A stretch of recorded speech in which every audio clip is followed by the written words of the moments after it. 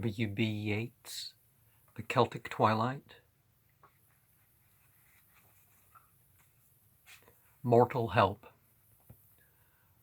One hears in the old poems of men taken away to help the gods, so-called obviously, in a battle, and Cuchulainn, won, the goddess, fond for a while, by helping her married sister and her sister's husband to overthrow another nation of the land of promise. So many divinized heroes over time, right? I have been told, too, that the people of Fari cannot even play at hurley unless they have on either side some mortal whose body, or whatever, has been put in its place, as the storyteller would say, is asleep at home.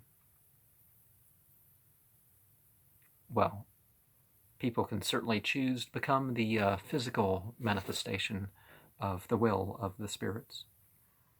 Without mortal help, they are shadowy and cannot even strike the balls. One day, I was walking over some marshy land in Galway with a friend when we found an old, hard-featured man digging a ditch. My friend had heard that this man had seen a wonderful sight of some kind, and at last we got the story out of him. When he was a boy, he was working one day with about 30 men and women and boys. They were beyond Tuam and not far from Knocknagrur. Presently, they saw all 30 of them at a distance of about half a mile. Some 150 of the people of Bari.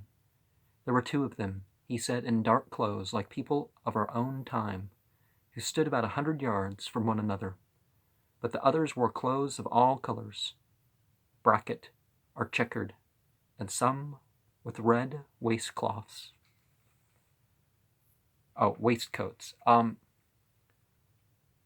Think of the emblems of tribes and nations and stuff. Perhaps some of them came from the spirits. He could not see what they were doing, but all might have been playing hurley, for they looked as if it was that.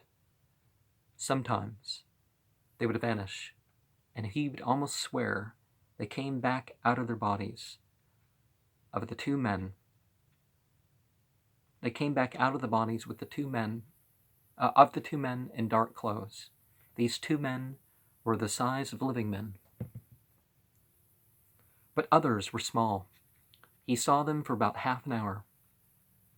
Then the old man, he and those about him were working for, took up a whip and said, "Get on, or we will have no work done."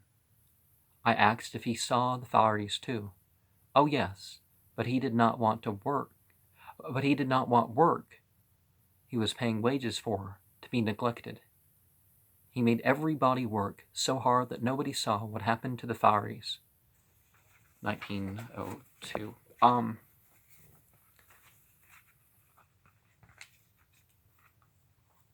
It is, of course, highly possible that one human or one group of humans will see spiritual beings of one type or another, and the others will not.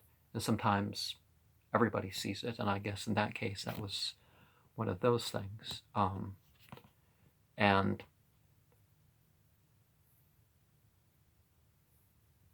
I don't recommend the drug aspect. Drugs and ritual are more likely, but the ritual on its own, of any sort, spiritual behavior makes one more likely to have spiritual experience. And don't stop your spiritual behavior when you're having the spiritual experience. Let it flow in as you have the experience. Don't worry, you're scrying, you're keeping your gaze, you're going through whatever motions and sounds that you need to. Just, let things flow.